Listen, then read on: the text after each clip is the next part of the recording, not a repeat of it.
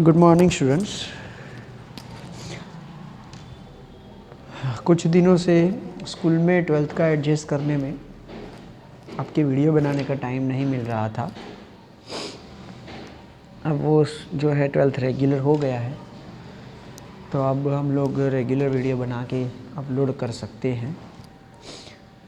पिछले Microsoft teams application पर जो हम लोगों ने टॉपिक पढ़ाया था वो था हम लोगों का आंतरिक ऊर्जा जो है एक अवस्था फलन। आंतरिक ऊर्जा के बारे में हम लोग ने चर्चा की थी। अब हम लोग आगे जो है देख रहे हैं, नेक्स्ट देख रहे हैं ऊष्मा।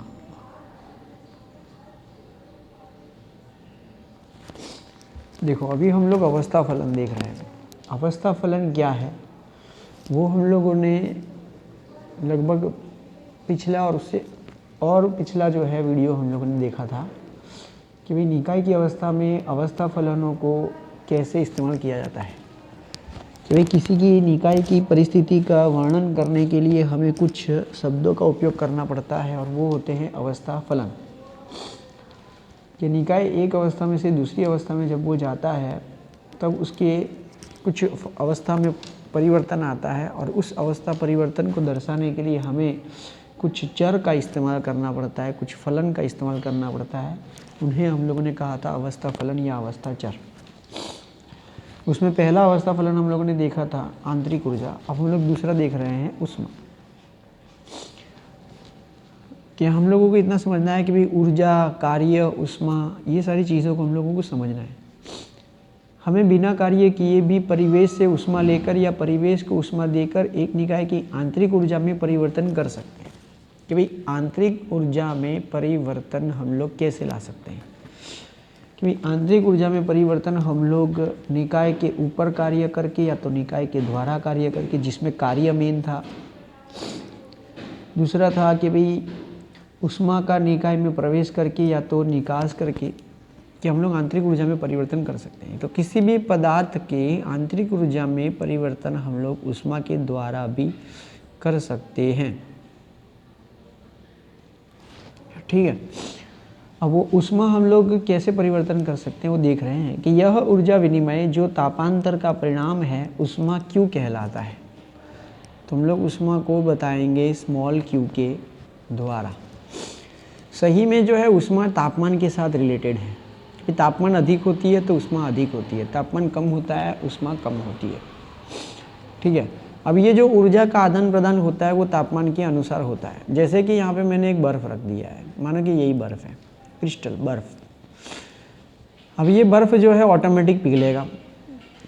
तो उसमें क्या परिवर्तन आता है? परिवर्तन ये आता है कि पहले उसका तापमान कम था, अब उसका तापमान जो है वो बढ़ गया, जिससे वो पिघल गया। सही में ये हो रहा होता है कि भाई वो क्या कर रहा होता है कि तापमान बढ़ने के साथ साथ वह, ये इसको हम लोग निकाय कहेंगे, तो वो परिवेश के साथ ऊष्मा का आदान प्रदान करता है। वो परिवेश से ऊष्मा को प्राप्त करता है। तो ये बर्फ़ क्या करता है, परिवेश से ऊष्मा को प्राप्त करके उसके तापमान में वृद्धि करके वो पिघल जाता है। तो ऊष्मा सही में क्या है, तापमान में होने वाला परिवर्तन अर्थात तापांतर। ठीक है।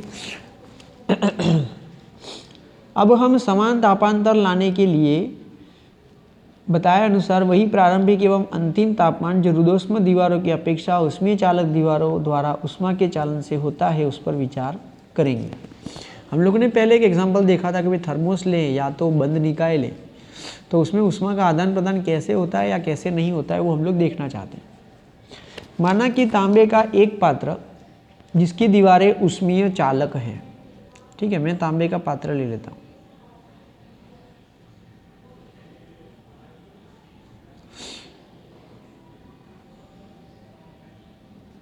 अब ये जो पात्र की दीवार है वो ऊष्मीय रूप से चालक है, अर्थात निकाय में से परिवेश में, परिवेश में से निकाय में ऊष्मा का आदान प्रदान अपने आप हो सकता है। अब इस पात्र को तापमान TA पर पानी मिलाया गया, पानी भर दिया गया है। इसे एक बड़े कुंड जिसका तापमान Tb है उसमें रखते हैं, मतलब इसे और बड़े कुंड में रखा गया है।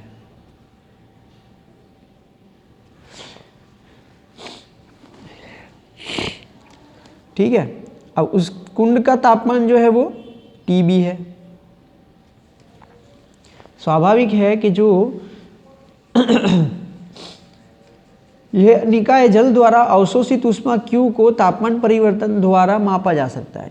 अब यहाँ पर ऊष्मा में क्या परिवर्तन आएगा, तो ऊष्मा में ये परिवर्तन आएगा कि Tb माइनस Ta कहा जाएगा, अर्थात कि पहले जो जल मिलाया गया था उसका तापमान Ta था, उसे एक दूसरे कुंड में रखा गया, ठीक है, जिसका तापमान Tb था। अब दोनों तापमान अलग अलग होने की वजह से ये क्या करेगा, निकाय परिवेश के साथ तापमान का या ऊष्मा का आदान प्रदान करेगा, जिससे उसके तापमान में परिवर्तन आ जाएगा। अब वही तापमान में होने वाला परिवर्तन जो होता है वो ऊष्मा कहा जाता है। यहाँ पर भी आंतरिक ऊर्जा में परिवर्तन हो रहा है, क्योंकि ऊष्मा में होने वाला परिवर्तन आंतरिक ऊर्जा में होने वाले परिवर्तन के बराबर होता है, जबकि स्थिर आयतन पर कोई कार्य नहीं किया गया है। यहाँ पर कार्य जो है वो 0 है, इसलिए ऊष्मा में यदि परिवर्तन करते हैं तो वो आंतरिक ऊर्जा में भी परिवर्तन होता है। लेकिन ऊष्मा में कैसे परिवर्तन होता है या ऊष्मा क्या है, तो तापमान में होने वाला अंतर है। रासायनिक ऊष्मागतिकी में IUPAC परंपरा के अनुसार परिवेश से ऊष्मा का स्थानांतरण निकाय में होने पर Q धनात्मक होता है और निकाय की ऊर्जा बढ़ती है, और ऊष्मा के निकाय में परिवेश की ओर स्थानांतरित होने पर Q ऋणात्मक होता है। मतलब कि ये जो Q का मान है वो 2 प्रकार से हो सकता है, पॉजिटिव भी हो सकता है और नेगेटिव भी हो सकता है। ये Q का मान पॉजिटिव कब होगा और नेगेटिव कब होगा, तो यहाँ पे उसके लिए चर्चा की गई है कि परिवेश से ऊष्मा का स्थानांतरण निकाय में होता हो, मतलब कि निकाय परिवेश में से ऊष्मा को प्राप्त करता हो। ठीक है ना, मेरी वाक्य रचना को समझना। टेक्स्ट बुक वालों ने जो लिखा है ऐसा लिखा है, परिवेश से ऊष्मा का स्थानांतरण निकाय में होता हो। मैं ऐसा कहता हूँ कि निकाय को परिवेश में से ऊष्मा प्राप्त होती है, निकाय परिवेश में से ऊष्मा को प्राप्त करता है, तो उसकी ऊष्मा में वृद्धि होती है। किसकी? निकाय की, क्योंकि हम लोग परिवेश को मुख्य नहीं मानते हैं। हमारा जो प्रैक्टिकल हो रहा है, जहाँ पर प्रेक्षण हो रहा है, उसे हम लोग निकाय कहते हैं। तो निकाय क्या कर रहा है? परिवेश में से ऊष्मा को प्राप्त कर रहा है, अर्थात उसकी ऊष्मा में वृद्धि हो रही है, इसलिए उसे धनात्मक लिखा जाएगा।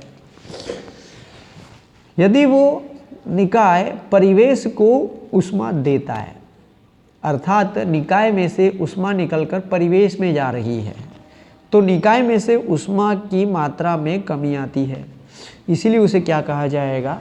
नेगेटिव कहा जाएगा। बोला समझ में आया? परिणामतः उसकी ऊर्जा में क्या आएगी? कमी। तो अगर यहाँ पर Q का मान धनात्मक होगा तो उसकी ऊर्जा में वृद्धि होगी, अगर ऋणात्मक होगा तो उसकी ऊर्जा में कमी आएगी। तो देखो क्या हुआ कि भाई यदि निकाय परिवेश में से ऊष्मा को प्राप्त करता है तो उसका तापमान बढ़ता है, उसकी ऊर्जा बढ़ती है।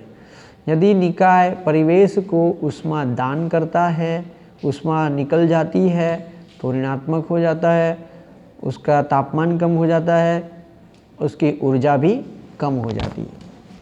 ठीक है, चलो ये था ऊष्मा। अब हम लोग बात करते हैं सामान्य स्थिति।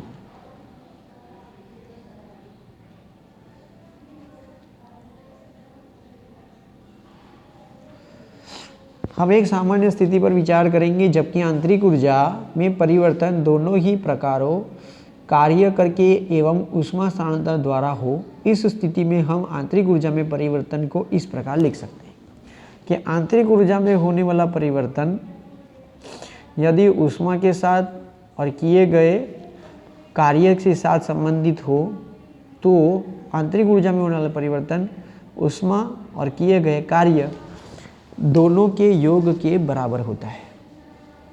कभी कभी ऐसा होता है कि अगर हम लोग कार्य करते हैं तो उसको ऊष्मा प्राप्त मिलती है, या तो निकाय के द्वारा कार्य होता है तो ऊष्मा जो है उसके अंदर परिवर्तन आता है, तब दोनों ही स्थितियों में आंतरिक ऊर्जा में परिवर्तन होता है। अब आंतरिक ऊर्जा में परिवर्तन कितना होगा?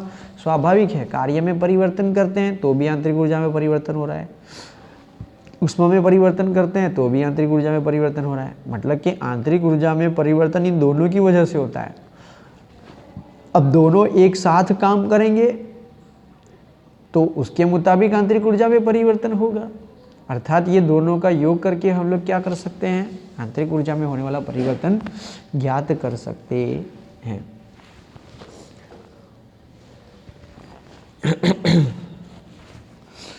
एक विशिष्ट अवस्था परिवर्तन में परिवर्तन के प्रकार के अनुसार Q एवं W के मान भिन्न हो सकते हैं, परंतु Q plus W equals to delta U केवल प्रारंभिक एवं अंतिम अवस्था पर निर्भर करता है। यह परिवर्तन के प्रकार से स्वतंत्र है। कि भाई यहाँ पे जो आंतरिक ऊर्जा में परिवर्तन होता है वो प्रारंभिक अवस्था क्या थी, अंतिम अवस्था क्या हुई, सिर्फ उस पर निर्भर करता है। लेकिन प्रारंभिक से अंतिम अवस्था पर वो कैसे पहुँचा, उससे उसको कोई लेना देना नहीं है। यदि ऊष्मा या कार्य के रूप में ऊर्जा परिवर्तन न हो तो क्या होगा? जैसे कि विलगित निकाय, हम लोगों ने अच्छी कंपनी का फ्लास्क लिया था, तब ना तो ऊष्मा का आदान प्रदान अपने आप होता है, ना तो द्रव्य का आदान प्रदान अपने आप होता है, हम लोग कार्य भी नहीं करते हैं। तो क्या होगा कि जब विलगित निकाय होगा तो कार्य जीरो होगा, ऊष्मा में होने वाला परिवर्तन भी जीरो होगा। अर्थात दोनों का योग जीरो होने से आंतरिक ऊर्जा में होने वाला परिवर्तन भी क्या हो जाएगा? शून्य। अर्थात ऐसे निकाय की आंतरिक ऊर्जा में कोई परिवर्तन होगा नहीं। ठीक है। यदि हाँ चलो, अब समीकरण अर्थात के अनुसार ऊष्मागतिकी के प्रथम नियम का गणितीय कथन है। तो ये जो है ना ऊष्मागतिकी का प्रथम नियम है।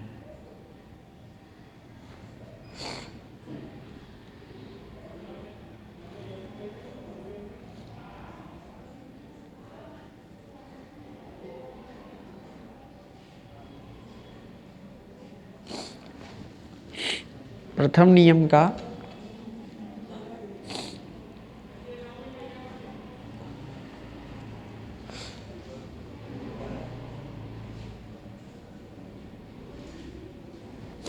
गणितीय कथन है। अब प्रथम नियम है क्या? एक विलगित निकाय की ऊर्जा अपरिवर्तनीय होती है, मतलब आंतरिक ऊर्जा में कोई परिवर्तन होगा नहीं। क्यों? क्योंकि ना तो ऊष्मा का आदान प्रदान होता है, ना तो हम लोग उसके ऊपर कोई कार्य करते हैं, ना तो उसमें रहा हुआ कोई द्रव जो है अपने आप कार्य करता नहीं है। चलो, ब्रह्मांड भी एक विलगित निकाय है, अतः नियम को निम्न प्रकार से भी कहा जा सकता है कि ब्रह्मांड की ऊर्जा अपरिवर्तनीय है। सामान्यतया इसे ऊर्जा के संरक्षण का सिद्धांत कहते हैं। ऊर्जा का संरक्षण हमको पता है ना कि अगर ऊर्जा बढ़ेगी तो किसी और जगह पर ऊर्जा में कमी आती होगी। ठीक है, जैसे पृथ्वी पर द्रव्यमान या वजन स्थिर रहता है। जैसे कि अगर हम लोग कहते हैं कि भाई किसी जगह पे 50 माले की या 101 माले की बिल्डिंग बना दी तो उस जगह वजन बढ़ गया, तो क्या पृथ्वी का वजन बढ़ा? नहीं, क्योंकि उसके लिए जो सामान लगा है वो पृथ्वी के अलग अलग जगह से लाया गया है। अर्थात कि कहीं जगह पर द्रव्यमान कम हुआ है और किसी एक जगह पर द्रव्यमान बढ़ा है, उससे पृथ्वी को कोई फर्क पड़ता नहीं है। अर्थात कि वहाँ पर द्रव्य का संरक्षण का सिद्धांत देखने को मिलता है।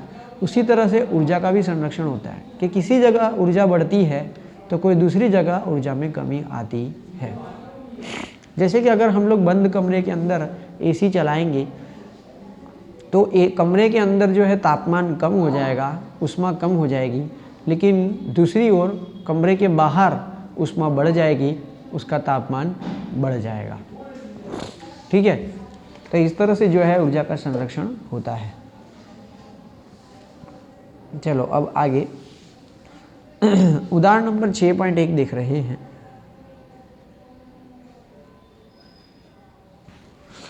एक निकाय की आंतरिक ऊर्जा में परिवर्तन बताइए यदि पहला, निकाय द्वारा परिवेश से ऊष्मा अवशोषित नहीं हो परंतु निकाय पर कार्य किया जाए। निकाय की दीवारें किस प्रकार की होंगी?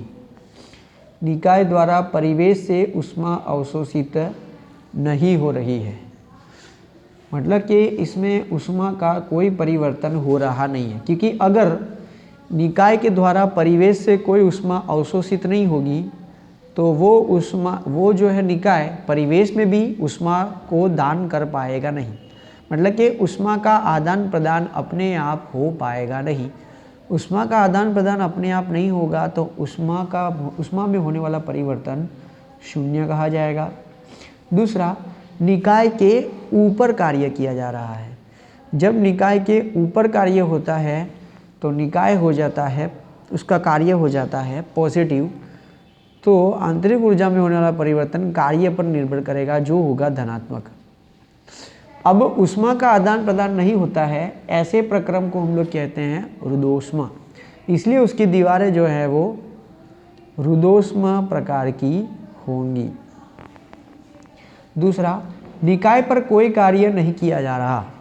निकाय पर कोई कार्य नहीं किया जा रहा मतलब कि कार्य में कोई परिवर्तन नहीं आ रहा, परंतु ऊष्मा की मात्रा क्यों निकाय से परिवेश को दे दी गई, मतलब कि ऊष्मा निकाय से निकलकर परिवेश में गई, अर्थात निकाय के अंदर उतनी ऊष्मा में कमी आई। कमी आने का मतलब होता है कि वो नेगेटिव हो जाएगा। तो उसकी दीवारें किस प्रकार की होंगी? तो ये होंगी ऊष्मीय चालक। कैसी होंगी? ऊष्मीय चालक। तो उसकी दीवारें होंगी ऊष्मीय चालक प्रकार की, क्योंकि ऊष्मा का आदान प्रदान हो रहा है। चलो, निकाय द्वारा W मात्रा का कार्य किया जा रहा है। निकाय द्वारा कार्य हो रहा है, निकाय के ऊपर कार्य नहीं हो रहा है, निकाय के द्वारा कार्य हो रहा है। जब निकाय के द्वारा कार्य होता है ना तो उसकी ऊर्जा में कमी आती है, अर्थात कार्य के आगे हम लोग नेगेटिव चिन्ह लगाते हैं क्योंकि निकाय खुद कार्य करती है।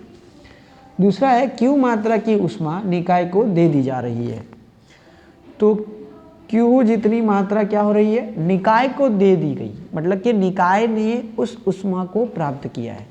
जब निकाय ने ऊष्मा को प्राप्त किया है तो उसकी ऊष्मा की मात्रा में वृद्धि हो रही है, इसलिए वो पॉजिटिव रहेगा।